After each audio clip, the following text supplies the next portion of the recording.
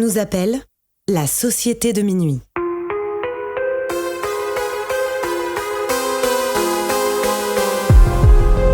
Séparément, on pourrait croire que nous sommes tous très différents les uns des autres. Nos passions, nos vies et nos histoires sont différentes. Nous ne fréquentons pas les mêmes écoles, ni les mêmes quartiers. La seule chose qui nous réunit, c'est d'avoir touché du doigt le surnaturel. Nous avons alors décidé de nous rassembler pour partager nos peurs, nos histoires bizarres et effrayantes. Les uns après les autres, nous reviendrons au cœur de nos angoissants souvenirs, aux frontières du paranormal.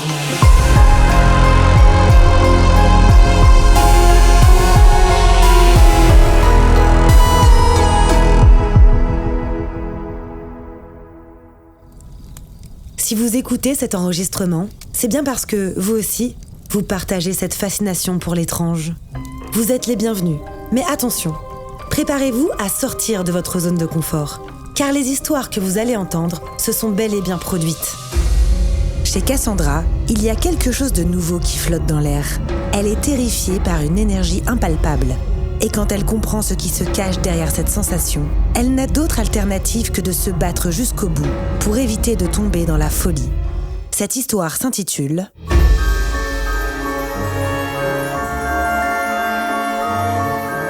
Ma bretelle de maillot de bain.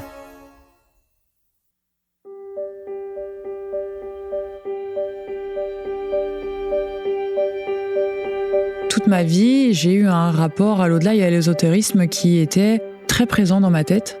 C'est-à-dire que j'ai toujours saisi le fait que dans la maison, il y avait une autre vie qui se déroulait quand nous, on allait se coucher. Et qu'il y avait du monde qui se baladait. C'est une idée que j'ai toujours eue. J'ai d'ailleurs récemment appris que je disais à mes parents que je voulais pas dormir dans ma chambre, parce que tu me retrouvais n'importe où dans l'appartement au petit matin. En fait, je ne voulais pas être dans ma chambre, parce qu'il y avait un monsieur qui venait me parler. Je ne veux pas parler au monsieur moustachu, il est gentil, mais moi je veux dormir. Hein. Ils me l'ont dit, ils me l'ont avoué, j'étais adulte déjà. Mais ça, moi, je ne m'en souviens pas. J'avais un tic, les portes, fallait soit qu'elles soient ouvertes, soit fermées. Mais l'entrebâillement des portes m'effrayait terriblement. Je ne sais pas si c'est par symbolique ou si c'est parce que je percevais des choses, mais toujours est-il que c'était vraiment... les nuits étaient très compliquées et j'ai pas réussi à dormir seule pendant très longtemps. Et puis, adolescente, j'ai eu des perceptions de certaines choses. J'entendais des bruits, mais des bruits qui ne font pas du tout film d'horreur. Du style, quand j'allais dormir chez ma grand-mère, j'entendais des bruits de la vaisselle qui bouge dans les placards. Comme si quelqu'un se prenait une assiette, ou parfois comme si la vaisselle s'écrasait au sol. Et quand j'allais voir ma grand-mère, je lui disais, il y a quelqu'un dans la cuisine, terrifiée. Elle me disait, mais pas du tout, c'est Nono. Donc mon grand-père, le grand-père en italien c'est Nono, c'est Nono, dans la cuisine, ne t'inquiète pas.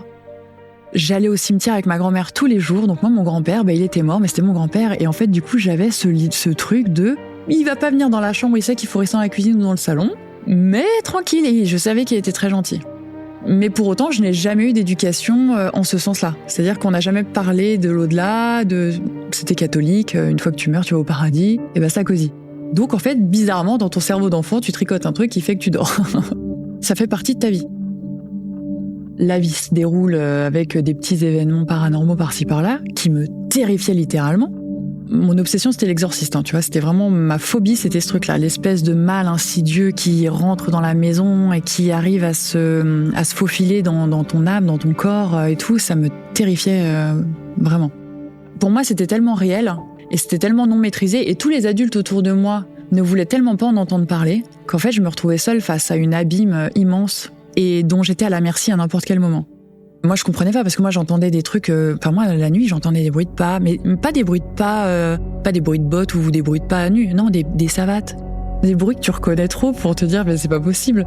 Et ça s'est un peu bousculé en master 2. Là, on arrive vraiment à la fin de mes études. Pendant mon adolescence et tout, j'ai très peur, mais il ne se passe pas grand-chose. Et pendant mes études, j'ai des gens à la fac qui me disent, qui m'arrêtent et qui me disent, au fait, toi, tu protèges les gens, non, par la prière. Tu protèges les lieux aussi. Et elle me disait, sache que ça fonctionne bien et du coup ça plaît pas trop. Mais tu vas le savoir bientôt. Des gens à la fac qui t'arrêtent et qui te disent ça. Je leur ai dit, mais je vois pas du tout de quoi tu parles. Et là, ils te disent, tu sais, avec un petit air, mais si, tu sais très bien. Tu veux pas en parler, mais tu sais très bien. Et à un moment donné, tu vas devoir en parler, Cassandra. Et effectivement, je faisais parfois des prières pour instinctivement, sans l'avoir appris, parfois je fermais une porte et je la signais. Et j'avais des petits comportements comme ça que je ne m'expliquais pas. Ça m'a terrifiée du coup. Et après, on se recroise parce que c'est des gens que je peux croiser, tu sais, à une UE de Russes que tu vois une fois toutes les 2 semaines, tu vois, ce genre de choses, quoi. C'est des gens que tu connais visuellement mais que tu connais pas. Et là, je commence mon premier job. J'ai 24 ans. Et je copine avec une jeune femme qui a exactement la même vie que moi. Elle est avec son petit copain depuis 7 ans. Elle habite Paris, c'est son premier job aussi. On a énormément d'atomes crochus, on se fréquente beaucoup. Et un jour, on va au hammam de la Grande Mosquée de Paris. Au début, j'étais pas très à l'aise, donc j'avais mon maillot de bain. Et ensuite, j'ai été plus à l'aise, donc j'ai enlevé la bretelle de mon maillot de bain. Je l'ai posé. Et ensuite, plus tard, j'ai enlevé mon maillot de bain. Et finalement, quand on s'est douché, qu'on s'est rhabillé, j'ai pris mon maillot dans le sac et basta. Et puis de là, je rentre chez moi, je trouve pas ma bretelle. Tu sais, tu laves le maillot et puis tu sais qu'au moment de le ranger, tu fais « Ah mais j'ai pas ma bretelle. Ah non, je l'ai oubliée. » Tu crois que tu l'as perdue. Mais elle n'était pas perdue. Mais les semaines passent, je me rends pas compte tout de suite de ça. Puis la bretelle, je la cherche pas plus que ça. T'as perdu une bretelle de maillot de bain, c'est pas grave. Mon petit copain, à ce moment-là, partait en Angleterre pour 2 mois. Et moi, j'avais très peur parce que j'avais jamais vécu toute seule. J'étais passée de chez mes parents à notre appart commun. Ça se passait, voilà, pas de problème dans l'appartement, que je connaissais déjà parce que c'est l'appartement d'une pote avant, donc je connaissais les lieux. Voilà, lui, il part en Angleterre pendant quelques mois. Et de là, je sais pas, un soir, je regarde une série télé, Grey's Anatomy pour ne pas la nommer, donc vraiment, t'es pas du tout dans un truc flippant. Et là, j'ai mon Siri qui se déclenche tout seul. Sachant que j'ai des iPhones depuis que je suis au lycée, je pense, et que j'ai jamais eu de souci avec le Siri, il n'est pas démoniaque ce truc-là normalement. Et puis il dit pas pouvez-vous répéter ou ce genre de formule, tu sais, quand il comprend pas ce que tu dis. Là, il te dit je ne peux pas répondre à cette demande. Je regrette, je n'ai pas de réponse à cela. Est-ce que je peux vous aider pour autre chose ? Je regrette, je n'ai pas de réponse à cela. Est-ce que je peux vous aider pour autre chose ? Je regrette, je n'ai pas de réponse à cela. Est-ce que je peux vous aider pour autre chose ? Donc je coupe le Siri et puis là j'ai une petite psychose quand même qui s'installe parce que j'ai toujours mes réflexes de mes croyances qui sont là depuis toujours. Et puis je me dis, me dis pas que je vais avoir une attaque paranormale, un espèce de clandestin chez moi. Je me dis, ne me dis pas que ça va me tomber dessus pendant que je suis seule. Parce que là, c'était le pire moment pour moi. À savoir que mon compagnon, sa maison familiale est une magnifique maison de maître où son ancêtre faisait tourner les tables à la grande époque. Mais encore une fois, on pratiquait rien et on n'en parlait pas tant que ça. Parce que lui, ça n'a jamais fait partie de son intérêt finalement. Lui et son frère et sa sœur et sa mère et son beau-père, tout le monde, ils en avaient rien à faire. Alors qu'ils étaient dans une déco qui était digne de la maison hantée de Disneyland Paris en plus. Donc c'est des gens qui aiment le côté un petit peu belle époque, avec les portraits des ancêtres au mur, dans l'escalier. Voilà, là, il y avait du tissu mural, les moulures, le truc, on est vraiment dans quelque chose de très kitsch, quoi. Et puis moi, j'étais terrifiée par cette maison, évidemment. Et donc, pour revenir à notre sujet, je me dis, c'est bizarre, l'ambiance, elle est bizarre dans l'appart. J'ai commencé à me dire, tiens, je me sens observée, le Siri qui s'énerve. J'ai dit, bon, je coupe l'épisode, je m'assois sur mon lit, je me pose un peu, puis je sens rien. C'était bizarre, je sentais rien, alors que normalement, une présence, je la sens. Et là, je sens rien alors que j'ai peur. Je me lève, je fais le tour de l'appartement et tout, je ne sentais rien dans l'appartement. Puis les jours passent et il ne se passe plus rien. Et puis, je commence à faire des cauchemars avec une vieille dame qui me dit « Le loup, il est là. Le loup, il est là. » Et là, il y a un homme qui se présente au départ avec une apparence très flippante, très grand, avec un masque. Mais il ne me parle pas, il passe en fait, et juste, il me montre qu'il change l'ambiance dans le rêve. Et qu'il a le pouvoir de changer l'ambiance dans le rêve et de le transformer en cauchemar. Et là, t'as un truc où l'air, il change dans le rêve. Et le truc, il devient sombre. Et là, tu pars dans un rêve lucide, tu le sais. Et de là, en fait, tu te réveilles et t'as une suée, mais t'as pas une suée comme quand là, tu dors, il fait chaud, ou t'es enceinte, il fait chaud, tu sues quand tu dors, tu vois. Non, tu sues de la nuque, et t'es trempé d'une manière très particulière. Et là, tu sais qu'il y a un problème. C'est un état qui persiste même quand tu te réveilles pendant longtemps. Tu sens que c'était une attaque, tu vois. Tu sens que c'était pas du tout, on n'était pas avec oui, quoi, à ce moment-là. Et je me dis, Cassandra, ta psychose, elle part beaucoup trop loin. C'est bon, tu t'es mis dans la tête l'idée qu'il y avait un truc qui allait pas dans l'appartement, t'as peur, t'es toute seule, voilà, il faut travailler un peu son mental, tiens-toi, quoi. Et donc là, c'est l'engrenage parce qu'en fait, tu dors plus et t'es épuisé la journée, donc le truc, en fait, il te grignote d'une manière totalement insidieuse parce qu'il ne se manifeste pas du tout, et pourtant il est là. Et là, mon compagnon de l'époque rentre de voyage. Il rentre dans l'appart, il me dit, il y a une ambiance bizarre. Je vois, toi aussi tu trouves et tout, c'est... Puis je dis, je sais pas, peut-être qu'il y a un truc, mais bon, ça va sûrement partir. On va se coucher, et là, au même moment, j'ai dans la cuisine le détecteur incendie qui se met à hurler. Et de l'autre côté, j'ai le radiateur de ma chambre qui a fait une fuite, mais un jet d'eau dans la chambre, les deux trucs en même temps. Ah là, c'est branle-bas de combat. Là, tu te relèves, tu te réveilles, tu t'habilles, tu paniques. Moi, j'étais là, ça y est, c'est sûr. Il y a un problème dans l'appartement. Mon ex, il me dit, mais t'as fait quoi et tout? Je fais, mais j'ai rien fait du tout, mais je pense qu'il y a quelque chose, il y a un problème. Et puis de là, en fait, les manifestations ont commencé ce soir-là. Et j'avais le sentiment que l'énergie, l'entité, je sais pas comment on va appeler ça, le clandestin, était très énervé. Il avait une rage folle que mon compagnon soit revenu. Et en fait, j'ai compris qu'avant, j'étais toute seule avec lui. Il était en train de me grignoter sans faire de bruit, il n'y avait pas de problème. Mais là, il y avait une autre énergie, peut-être qu'il a été en opposition avec des énergies masculines, parce que parfois, tu sais, les entités, elles sont pas très fines, psychologues. Ils ont un homme en face d'eux, ils aiment pas les hommes, ils vont vouloir attaquer, tu vois. Et là, je pense que c'était le cas. Et puis, il y avait une question d'emprise aussi, parce qu'il savait que cette personne était très importante dans ma vie. Et je pense qu'il y avait un conflit d'intérêts. Et donc, de là a commencé l'épisode Amityville, où en fait, chaque jour, ça allait de mal en pis, et avec des manifestations que je n'avais pas envisagées. Quand j'allais me coucher, il murmurait mon prénom à l'oreille. Mais c'est une distance que tu ne peux même pas appréhender. Il est dans l'oreille, quoi. Et là, évidemment, tu t'endors, t'entends ça te fait sursauter, et après tu l'entends ricaner, c'est une horreur absolue. Et c'était horrible parce que c'était quelque chose que j'avais craint toute ma vie, ce rapport-là au paranormal, et là j'étais en plein dedans. Et puis, tu le sens qui t'attrape de manière très fugace. Une fois, je descendais de voiture, j'ouvre ma porte du garage, et là, clac, je le sens. Et j'avais la marque, tu vois. Il tient la petite empreinte qui dure que quelques secondes, là, tu vois. Et là, tu fais, ah non. Tous les jours, ça montait un grade. Au début, tu vas avoir une porte, tu sais, la porte de ton élément, là, qui va se soulever. Un verre qui est posé sur la table vide, il va basculer. La télé, il va te changer de chaîne, il va couper le son. Le linge, tu sais, tes petites chemises sur le cintre, ça va pivoter tranquillement. Et même nos amis étaient témoins de ça. C'était drôle parce que quand on se voyait, j'avais un raid de jardin et du coup on se voyait, mais ils passaient par le jardin, ils mangeaient avec nous, on faisait la fête dans le jardin et ils repartaient. Personne rentrait dans l'appart. En fait, ils avaient pris l'habitude.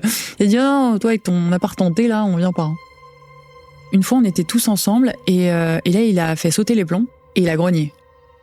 Je ne sais pas si tu sais, mais ce genre de choses peut grogner. Mais ça fait un grognement, on dirait un ours de 5 mètres de haut. C'est inhumain.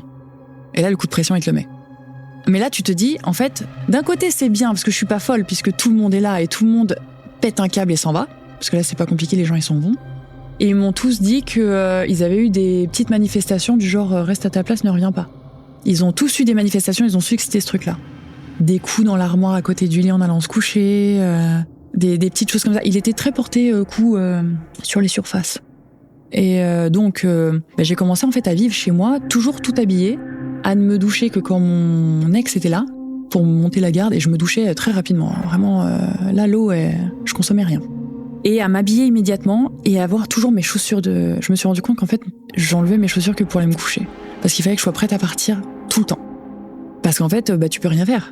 Tu bouquines, t'as un bruit bizarre, ça tape dans les meubles, ça tape dans les murs, tu veux regarder la télé, il te coupe le son, tu veux écouter la radio, il te coupe le son, ou il te change de station pour te mettre un truc horrible. Tu sais, les stations, machin, là, parfois t'as un truc, t'es entre deux stations et t'entends un mec qui hurle.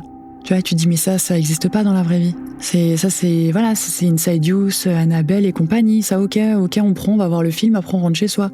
Non, là, c'est comme ça. Et il va toujours trouver un moyen, même de trucs que tu connais pas. Ma copine, elle m'avait dit « Cassandra, tu ne quittes jamais ton appartement. Ton appart, c'est ton appart. Tu ne peux pas te laisser virer de ton lieu de vie. Symboliquement, c'est trop fort. Il va comprendre qu'il peut te suivre partout et que voilà. » Et un jour, je me suis enfuie. Idée de génie, je me suis dit « Je file à la salle de sport. Il pleut, elle va être blindée.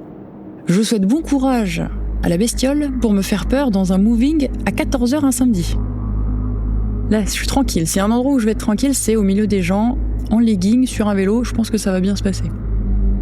Et là-bas, je me retrouve avec une copine de fac que j'avais pas vue depuis 1 an. Et je lui dis, écoute Steph, il se passe quelque chose d'extraordinaire, mais affreux. Je sais pas si j'ai une entité chez moi ou sur moi. Et je prie le Seigneur pour que ce soit pas sur moi. À ce moment-là, il y a un espèce de vieux monsieur qui passe et qui baragouine un truc genre... Dans la salle de sport, il passe devant nous, on était sur des vélos comme ça, alignés là, et il passe comme ça. Et elle innocente, elle dit « Excusez-moi monsieur, j'ai pas compris, qu'est-ce qui se passe? Vous voulez nous dire quelque chose ?» Tu sais, toute innocente avec un visage angélique. Et il la regarde même pas, il me regarde moi. Moi, pour moi, c'était le comble de l'horreur. C'est bon, on avait compris, le truc me suivait. Je me disais, mais comment je vais me sortir de ce truc-là? En plus, je connais personne là-dedans. Et là, ma pote me dit, mais attends, c'est incroyable qu'il t'arrive ça, parce que moi, j'ai ma meilleure amie qui est enceinte.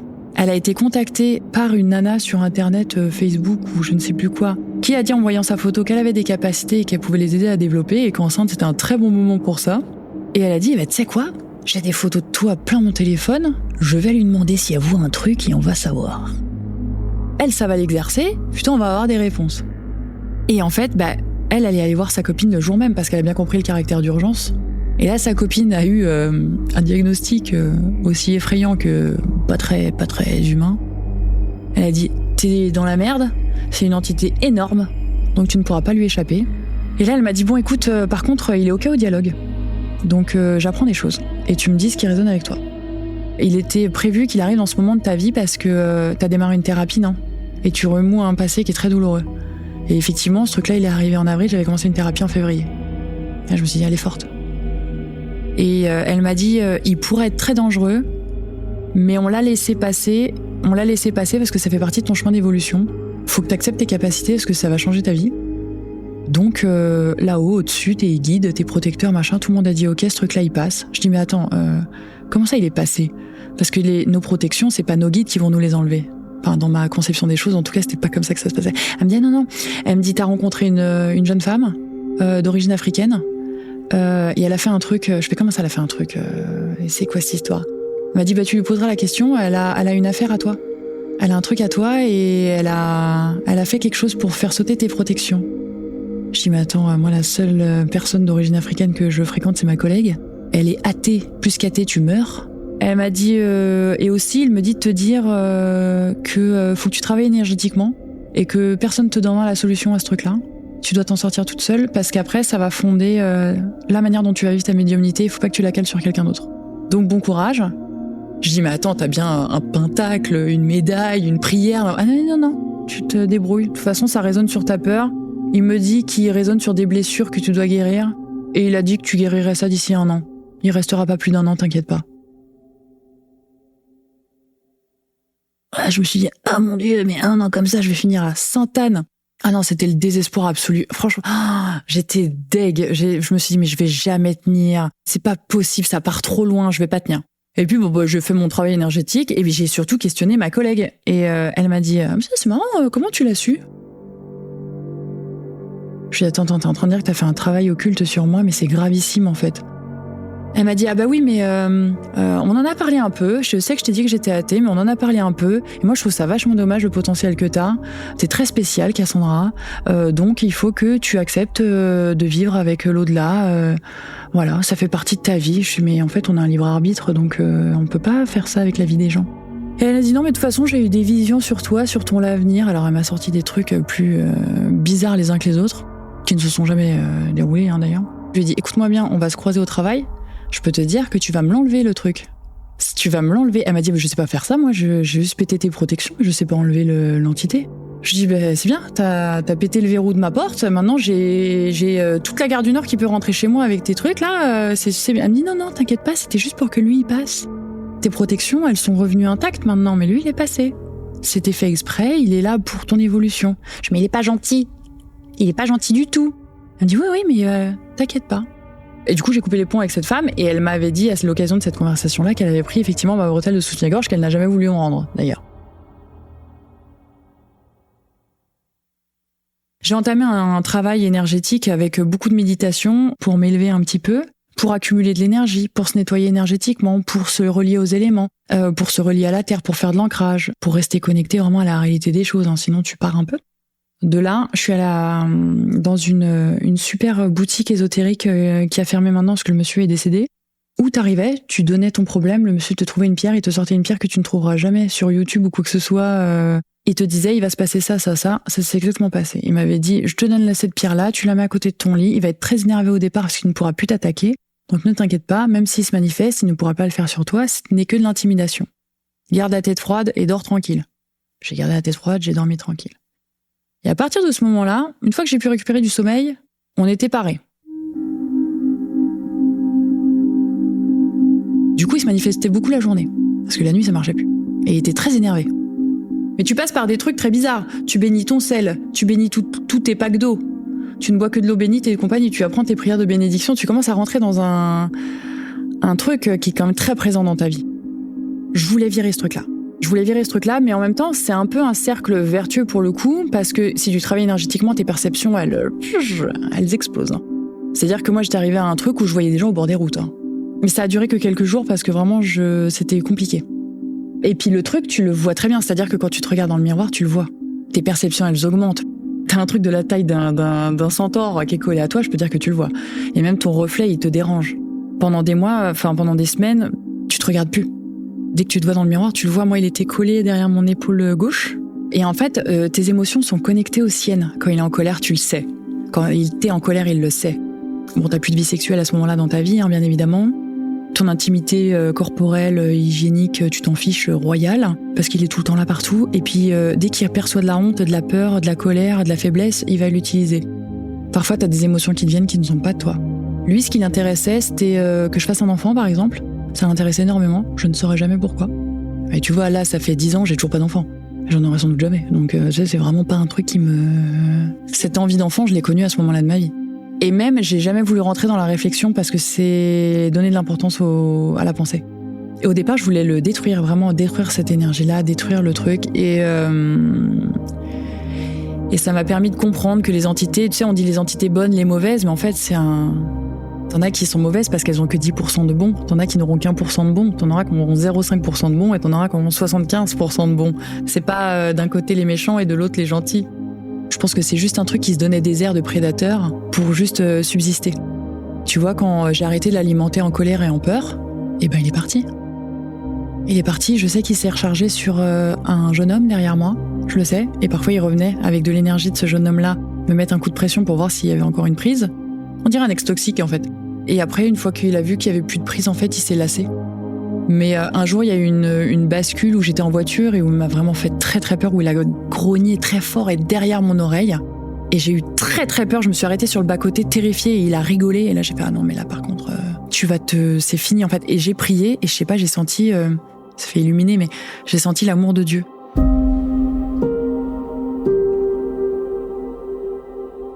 Et j'ai senti quelque chose... Mais il n'y avait rien qui pouvait m'arriver. Et à partir de ce moment-là, j'ai plus eu peur. J'ai arrêté de l'alimenter. Franchement, l'épisode terrifiant, il a duré vers le 20 avril jusqu'à début juin. Tu vois, il y a eu 6 semaines très compliquées.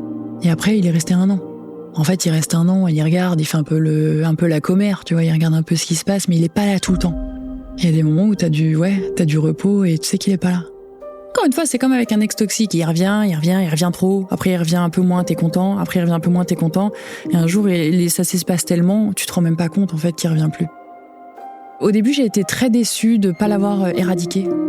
J'aurais voulu trouver un moyen de le dézinguer. Parce que je me sentais pas encore complètement en sécurité, parce que je me disais qu'en fait, lui ou un autre peut revenir, et tant que je ne sais pas comment tuer ces choses-là, je suis à leur merci. Mais ça, c'était un faux postulat parce que, en fait, aujourd'hui, je comprends que c'est comme pour tout dans la vie, c'est une question de résonance. Si t'as des énergies qui sont cool, ces trucs-là, tu les intéresses pas, ils ont rien à manger. Et à partir de là, en fait, t'as plus peur de rien. Parce qu'aujourd'hui, même quand j'ai des difficultés, même quand je me dis, mais moi, j'ai eu le démonio ultime chez moi et j'ai pas plié. Donc, c'est pas toi qui sors de je ne sais où qui va me faire plier. Il y a toujours ce truc-là en tête, c'est où je me suis dit, je me suis retrouvée acculée dans une situation qui était terrible, qui était ma pire peur au monde, et je l'ai gérée. Donc maintenant, allez, salut.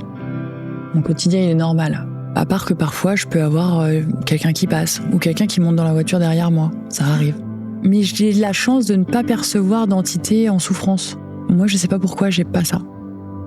Moi, je suis célibataire. Le dernier vraiment petit copain que j'ai eu, c'est celui de l'histoire. Les autres n'étaient pas des histoires longues. Il y a des gens avec qui j'en parle, des gens avec qui j'en parle pas, parce que à l'époque où j'en parlais, c'est parce que j'avais beaucoup de manifestations autour de moi, et que forcément tu partageais mon quotidien, tu finissais par en vivre. C'était immanquable. Aujourd'hui, plus du tout. Aujourd'hui, mon quotidien est très apaisé. Donc, je garderai cette cartouche-là pour plus tard. Alors, mes parents et mon frère diront en rigolant « Cassandra, c'est une illuminée ». Ils s'en fichent complètement. Je crois que ça a toujours été un drame dans ma vie, ça les intéresse pas.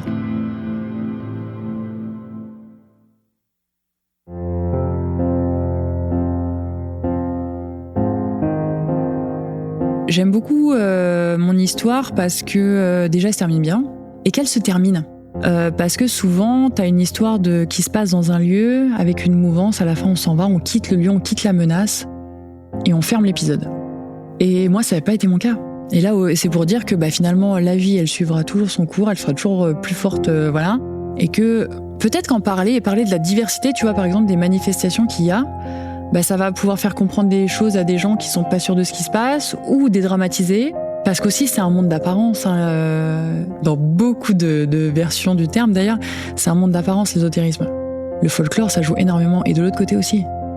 Donc, si t'as l'impression que t'as un démon gardien des 7 enfers au milieu de ton salon et que ta famille va être maudite sur 7 générations, c'est très effrayant. Mais ce n'est que de l'énergie. Toi, t'as de l'énergie et un corps et une volonté. Et si t'as pas envie qu'on te traite comme n'importe qui, ne sois pas n'importe qui. Aujourd'hui, avec Internet, les réseaux sociaux et tout, mais des gens compétents, il y en a plein qui sont facilement accessibles. Donc, il faut pas se laisser enfermer. Il faut pas. On est loin du film d'horreur. C'est impressionnant parfois. T'as des scènes de films d'horreur, mais ce n'est pas un scénario de film d'horreur. Sauf exception malheureuse. Et je suis désolée pour les gens qui ont des trucs qui les poursuivent toute leur vie, parce que je sais que ça existe. T'as des gens qui connaissent une entité qui va les poursuivre tout le temps. Parfois d'une manière sympathique. Parfois d'une manière qui va être un peu plus menaçante si ça tourne un peu au vinaigre. Avec un truc menaçant, je pense qu'il faut pas hésiter à s'orienter avant que ça prenne des proportions. Faut savoir que l'emprise psychologique que va avoir cette entité sur toi, c'est l'isolement. Elle veut que tu t'isoles, elle veut que tu te coupes les ponts, elle veut que tu pleures dans ta chambre, elle veut que tu alimentes ce sentiment qui va l'alimenter elle. Donc il faut aussi parfois lutter un peu contre soi. Il faut avoir un mental de sportif en fait, même si t'as peur. C'est compliqué de dire il faut pas avoir peur. C'est un peu comme sur la route. Tous les jours, tu prends ta voiture, tu conduis, tu mets ta ceinture pour te parer au danger, mais finalement, tu ne sais jamais ce qui va se passer. Et pour autant, tu prends la route tous les jours et franchement, t'y penses même pas à l'accident 9 fois sur 10, t'y penses pas. Tu peux y penser pour les grands trajets, les choses que tu n'as pas l'habitude de faire, mais dès que c'est un comportement qui est quotidien, là, c'est pareil, en fait, le rapport au paranormal, c'est un peu ça. Tu vis ta vie, et si un jour il y a un problème, tu vas le gérer. En fait, il faut avoir une confiance absolue dans ta capacité à pouvoir gérer le problème le jour où il y en aura un. Et je crois qu'à partir du moment où tu as cette confiance-là, tu n'as plus de problème. Donc c'est intrinsèquement lié à son évolution et à la confiance qu'on a en soi. Et je crois que la morale, du coup, ce serait de dire, si tu as peur de ce truc-là, est-ce que tu as peur d'une de tes parts d'ombre ? Est-ce que tu as peur qu'il y ait quelque chose qui vienne résonner avec tes parts d'ombre ? Et auquel cas, travaille sur toi, tranquille, ça va bien se passer. Et si jamais un jour il y a un problème, tu vas pouvoir le gérer. Et si toi, tu ne pourras pas le gérer, d'autres gens vont pouvoir le faire.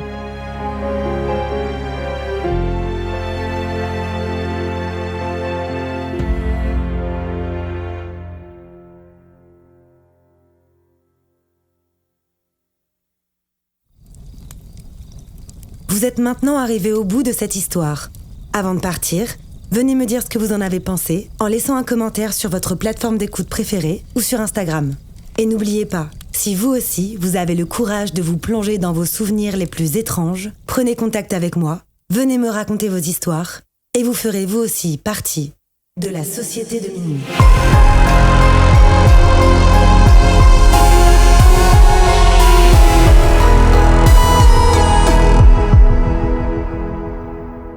Ce podcast a été imaginé, réalisé et monté par votre hôte, Tatiana Benamou. Il est mixé par Dimitri Benamou et la musique du générique a été composée par Jérémy Marlon.